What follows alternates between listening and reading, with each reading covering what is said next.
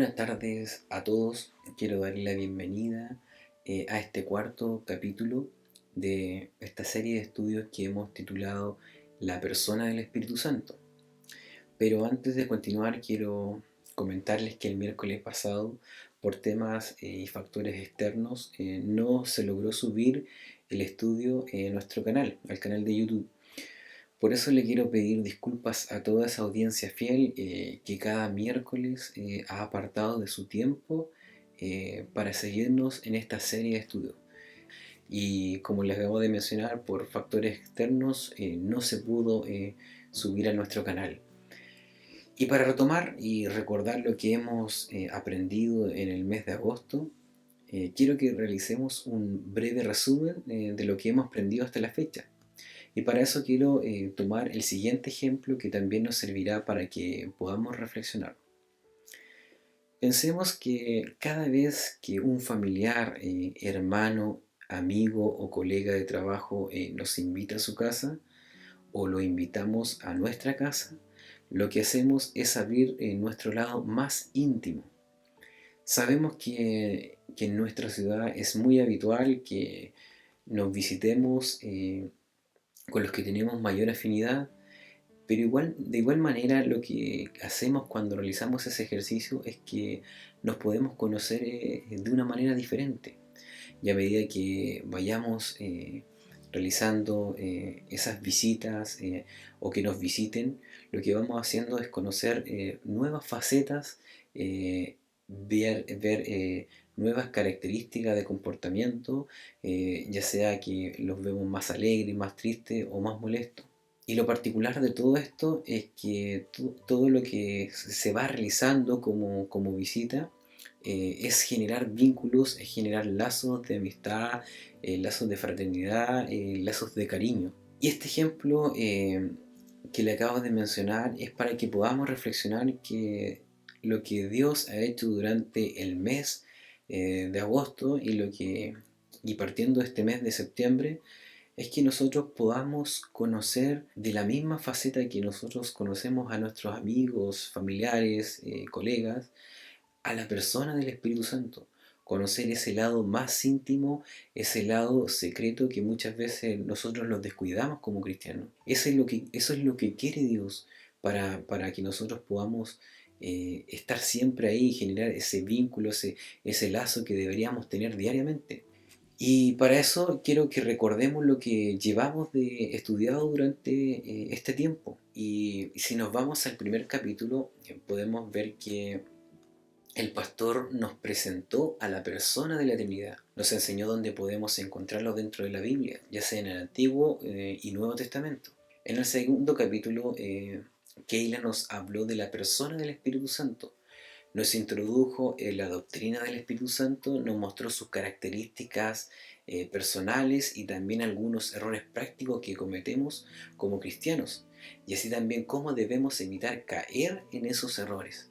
Dani nos llevó por un viaje al Antiguo Testamento para ver dónde podemos encontrarle. Nos mostró cómo fue su actuar como creador, sostenedor y cómo se relacionó con las personas. Y por último, nos entregó algunos ejemplos del trabajo que realizó el Espíritu Santo. Todos los estudios realizados, el presente y los que vendrán, nos ha permitido y nos permitirán conocer el otro lado más íntimo de la persona del Espíritu Santo.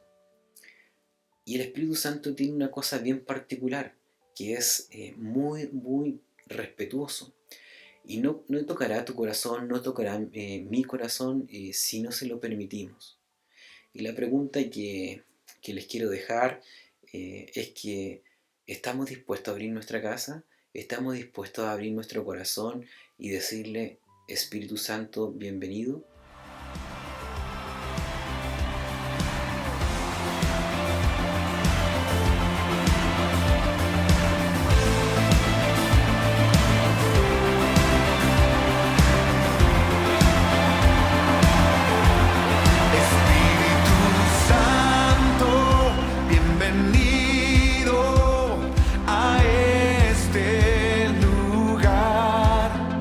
Jesucristo,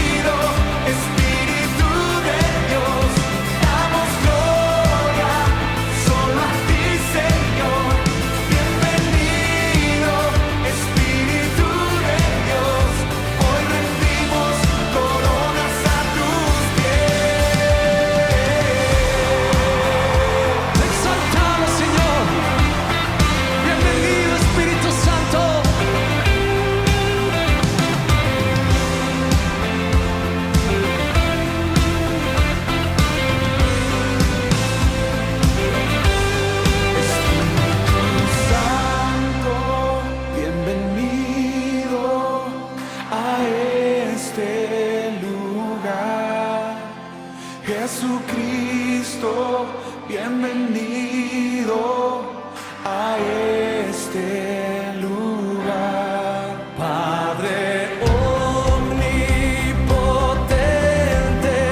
de gracia y amor, bienvenido a este lugar. ¡Vamos! Bienvenido, Espíritu de Dios, damos gloria solo a ti, Señor. Bienvenido, Espíritu de Dios, hoy rendimos coronas a tus pies. Bienvenido, Espíritu de Dios, damos gloria solo a ti, Señor. Bienvenido, Espíritu de Dios, hoy rendimos coronas a tus pies.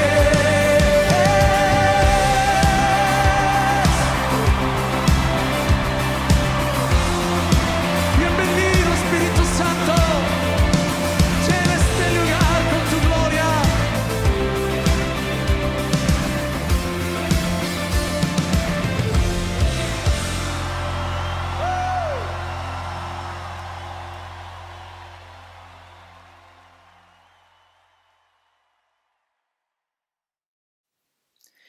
El día de hoy estudiaremos el actuar del Espíritu Santo en el Nuevo Testamento.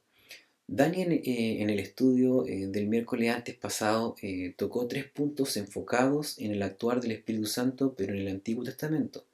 El día de hoy tocaremos esos 3 puntos, pero con un enfoque al Nuevo Testamento. Y el primer punto es una pregunta y dice, ¿está el Espíritu Santo en el Nuevo Testamento? Yo sé que se te viene a tu mente en este momento la respuesta, pero la vamos a analizar paso a paso posteriormente. El segundo punto dice el obrar del Espíritu Santo. Y como tercer punto y final, algunos ejemplos de su trabajo. Antes de entrar de lleno en el estudio, quiero hacer un pequeño paréntesis en algo que debemos tener muy claro y muy presente para la vida del cristiano.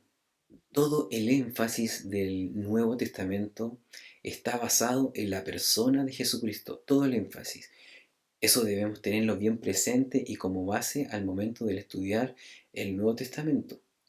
Y para eso quiero que vayamos a Juan 16 del 13 al 14. Dice, pero cuando venga el Espíritu Santo de verdad, Él os guiará a toda verdad, porque no hablará por su propia cuenta, sino que hablará por todo lo que oyere, y os hará saber las cosas que habrán de venir. Él me glorificará, porque tomará lo mío y os lo hará saber. El Padre en el Antiguo Testamento, desde la caída del ser humano en Génesis 3, siempre apuntó a la venida del Hijo. Por otro lado, la función principal del Hijo, de Jesucristo, siempre se enfocó en resaltar y glorificar al Padre. Y lo que nos trata de decir Juan 16 del 13 al 14 es que la función principal del Espíritu Santo es glorificar al Hijo y al Padre, pero centrado en el Hijo. Si bien el estudio está orientado en la persona del Espíritu Santo, lo que acabamos de aprender es que cada persona de la Trinidad nunca se centró en sí mismo. Y esto debe ser la esencia del cristiano. Nunca nosotros debemos centrarnos en nosotros mismos. Y como cristianos nosotros tenemos que tener esa esencia de siempre estar orientado en el prójimo. Ojo, no hablo de una orientación en solucionarle la vida al prójimo, porque si seguimos ese mismo criterio, ese mismo patrón, podríamos decir de que Dios tendría que solucionarnos la vida cuando nosotros quisiéramos y a la hora que quisiéramos y con el problema que tuviéramos. No se trata de eso, pero sí se trata de una orientación en estar presente, en una ayuda a través de la oración, en extender la mano, en bendecir, cuando esa persona se encuentre en dificultad o en necesidad. A esa orientación voy. Y este paréntesis lo quise mencionar y dejar en claro de que siempre el énfasis del Nuevo Testamento o cuando querramos estudiar el Nuevo Testamento tiene que estar orientado en Jesucristo, en el Hijo. Ahora vayamos al primer punto. Y este primer punto, como les mencioné al principio, es una pregunta. Y dice, ¿está el Espíritu Santo en el Nuevo Testamento? Indudablemente que sí. Y es más, la palabra Espíritu Santo la encontramos 216 veces en el Nuevo Testamento, 56 veces en los Evangelios, 57 veces en el libro de Hechos. Es más, es aquí donde podemos ver cómo el Espíritu Santo aparece con mayor fuerza después de que Jesús asciende. Así también lo vemos 112 veces en las cartas paulinas y 36 veces en lo que queda del Nuevo Testamento. Ahora, esta pregunta la podemos responder bajo tres subpuntos. Y el primero es el Espíritu Santo antes que naciera Jesús, el Espíritu Santo en el ministerio de Jesús y por último el Espíritu Santo cuando asciende Jesús. Vayamos al primer subpunto, que dice el Espíritu Santo antes que naciera Jesús. Mateos 1, 18 al 20. Dice, el nacimiento de Jesucristo fue así. Estando desposada María, su madre, con José, antes que se juntasen, se halló que había concebido el Espíritu Santo. José su marido, como era justo y no quería infamarla, quiso dejarla secretamente. Y pensando él en esto, he aquí un ángel del Señor le apareció en sueños y le dijo, José, hijo de David, no temas recibir a María tu mujer, porque lo que en ella es engendrado del Espíritu Santo es. Para contextualizar lo que era el desposorio en aquel tiempo, eh, en la actualidad vendría siendo como el matrimonio y solamente podía ser disuelto solo por el divorcio, algo parecido a lo que actualmente se hace cuando una persona se separa de otra. Ahora, si nos centramos en José, podemos ver que él se encontró en una situación muy compleja bajo una cultura muy hermética como era la cultura judía. Pero vemos también que su mayor respaldo fue lo que el ángel le dijo que hiciera. Ese respaldo viene acompañado netamente por el Espíritu Santo. Y aquí vemos cómo el Espíritu Santo ya comenzaba a trabajar en la persona de Jesús. Vemos cómo el Espíritu Santo respaldó lo que Dios tenía planeado a través de la vida de José. En el segundo subpunto encontramos el Espíritu Santo en el ministerio de Jesús. Y eso lo vemos en Mateo 3:16. Y Jesús, después que fue bautizado, subió luego del agua, y aquí los cielos le fueron abiertos, y vio al Espíritu de Dios que descendía como paloma y venía sobre él. Y hubo una voz del cielo que decía, Este es mi Hijo amado, en quien tengo complacencia. Aquí podemos ver en acción a la Trinidad. Dios Padre habló, Dios Hijo se bautizó, Dios Espíritu Santo descendió sobre Jesús. El Espíritu Santo ungió a Jesús para su ministerio y le da todo el respaldo. ¿Nos hace sentido que el Espíritu Santo resalta al Hijo y al Padre, pero centrado en este caso en el Hijo? Por otro lado, la paloma simboliza la ternura, la inocencia y la mansedumbre. La ternura, inocencia y mansedumbre de Jesús serían un sacrificio por el pecado de toda la humanidad. Y es en estos versículos que podemos ver cómo Dios es uno, pero a la vez tres personas. Este es uno de los misterios más incomprensibles de Dios, que cuesta mucho, bajo la lógica humana, poder entender. Pero tenemos que tener presente que Dios es Dios y ante eso no podemos entrar en un cuestionamiento, ya que no estamos cuestionando algo tangible, sino que estamos cuestionando a la persona que creó todo lo que nosotros vemos. Te quiero también dejar otras citas bíblicas que están dentro del ministerio de Jesús.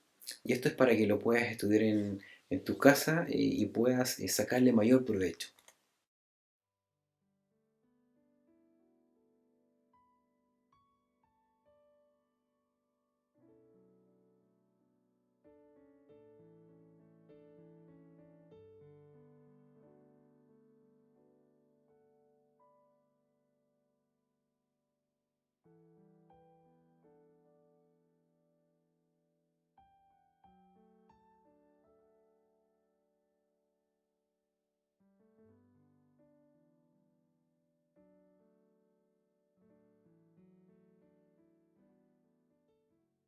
Ahora quiero que vayamos al tercer punto para responder esta pregunta. Y este tercer subpunto dice el Espíritu Santo cuando asciende Jesús.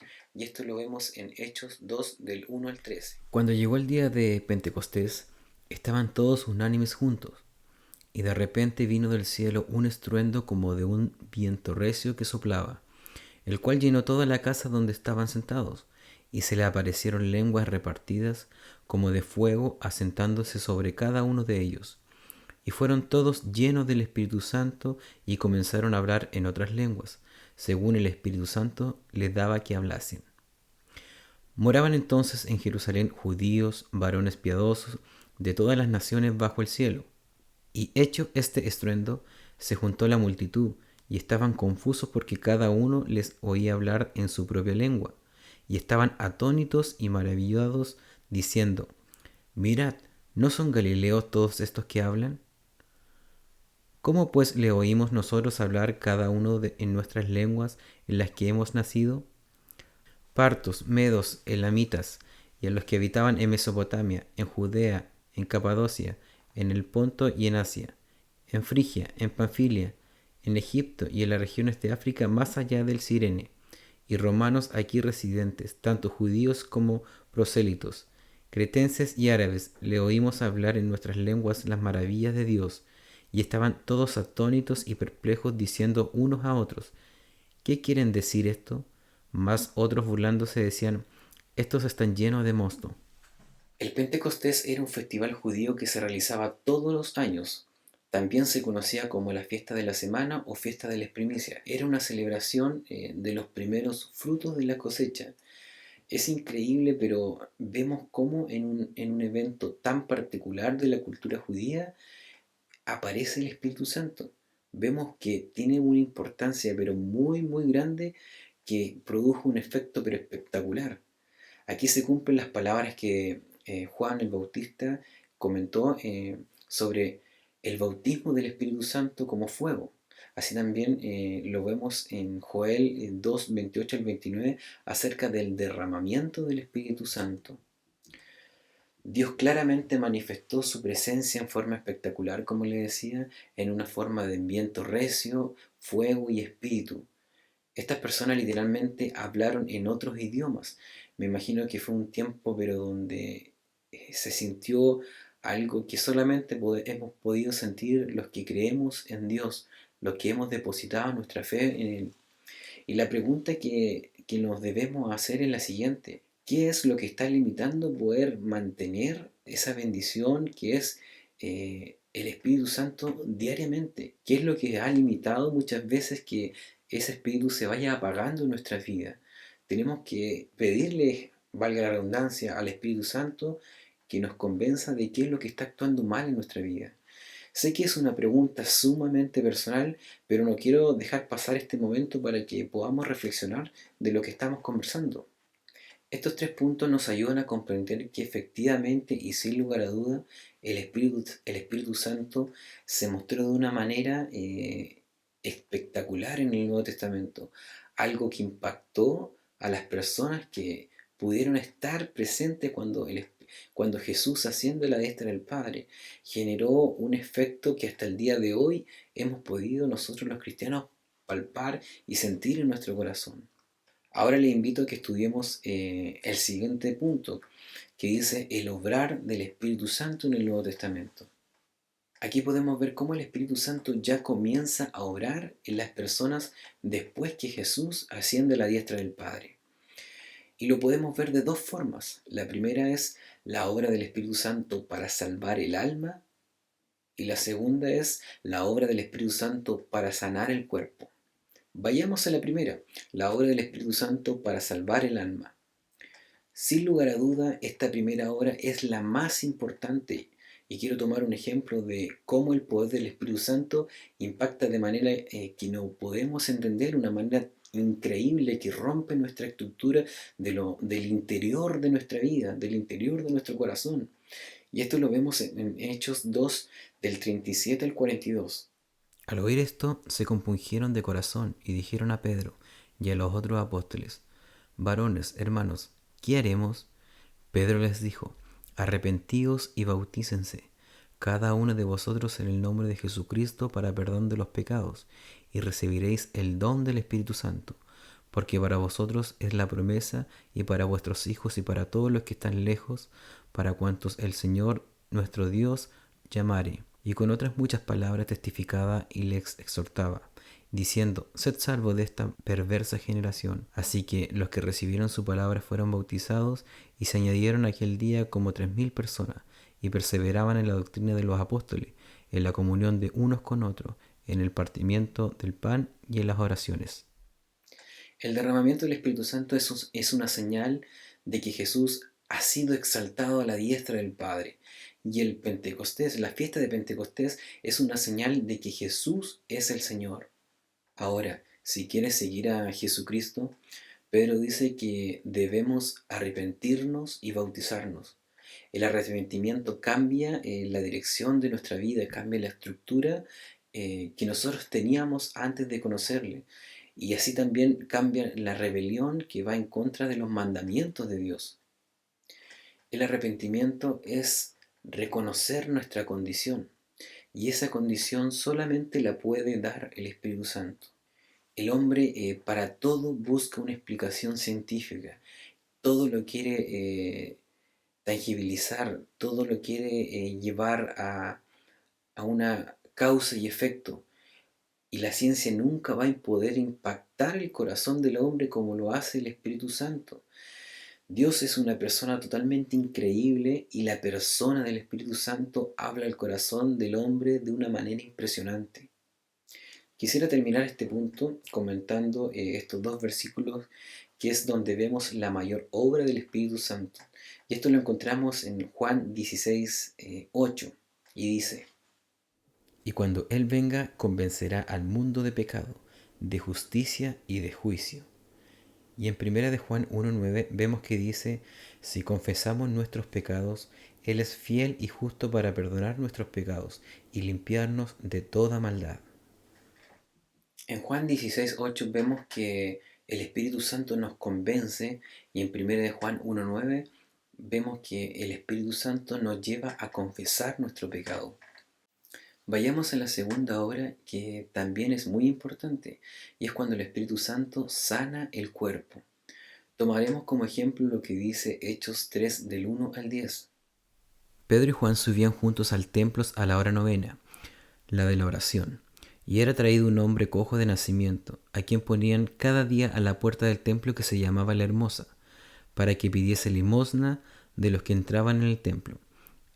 Cuando vio a Pedro y a Juan que iban a entrar en el templo, les rogaba que le diesen limosna. Pedro, con Juan, fijando en él los ojos, le dijo, míranos.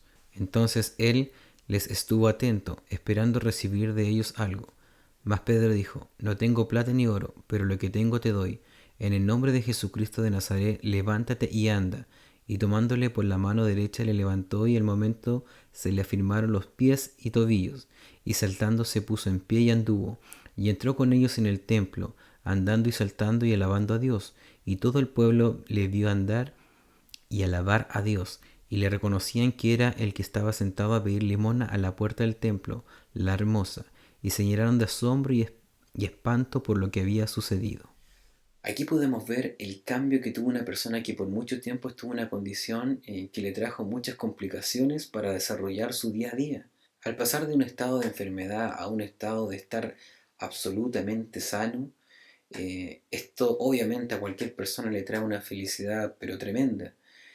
Quizás el día de hoy pensamos que su actuar no es como el que vemos en las escrituras, pero créanme que al momento de doblegar, desgarrar nuestro corazón a través de la oración, Dios puede hacer obras pero tremendamente grandes, cosas que podríamos dar testimonio por mucho tiempo. Solamente depende de nosotros si le queremos dar el lugar que se merece. Ya pasando al punto final de este estudio, vamos a ver algunos ejemplos de su trabajo. Y como vimos en el punto anterior, el Espíritu Santo trabaja día y noche, todos los días, día y noche, día y noche. Muchas veces nosotros no vemos cómo trabaja, pero el Espíritu Santo va respondiendo en el tiempo de Dios. Y esto lo vemos en Tito 3:5 y dice: Nos salvó no solo por obras de justicia que nosotros hubiéramos hecho, sino por su misericordia, por el lavamiento de la regeneración y por la renovación en el Espíritu Santo. La conducta del creyente siempre debe ser el reflejo de Dios. Pero sabemos que nuestra naturaleza siempre va a inclinar en satisfacer los placeres de esta vida. Si fuera por nosotros, ya nos tendríamos la energía de seguir adelante, de seguir a Cristo y renunciar constantemente a nuestros placeres. Pero vemos cómo el Espíritu Santo va trabajando en nosotros y va renovándonos día a día. El Espíritu Santo siempre intercede por nosotros. Cuando muchas veces tenemos oraciones que no tienen una dirección clara, o cuando nuestras oraciones son muy repetitivas y caemos en las mismas, es el Espíritu Santo quien trabaja por nosotros. Así también podemos ver en Efesios 5:18, que dice: No os embriaguéis con vino, en lo cual hay disolución, antes bien, sed llenos del Espíritu Santo. Ser lleno del Espíritu Santo significa que nuestro camino tiene que ser dirigido por Él. Tomando como ejemplo el barco que es conducido por el viento, nuestra vida tiene que ser dirigida por el Espíritu Santo y no vivir bajo nuestra propia prudencia. Como le decía, la persona del Espíritu Santo 24/7 está trabajando. Ahora dependerá de nosotros si dejamos que trabaje en nuestra vida.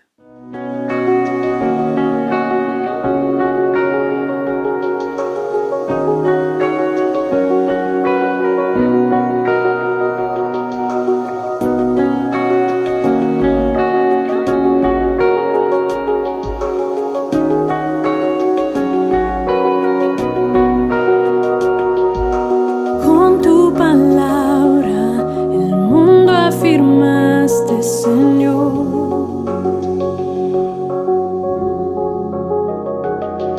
Tu aliento de vida del polvo la humanidad formó. Despliegas tu nombre y gloria en toda la creación. Oh, Santo Dios, Santo Dios.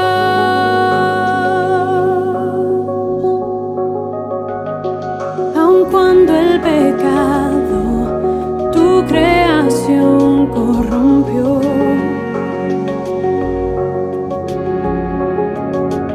en tu fidelidad nos prometiste redención.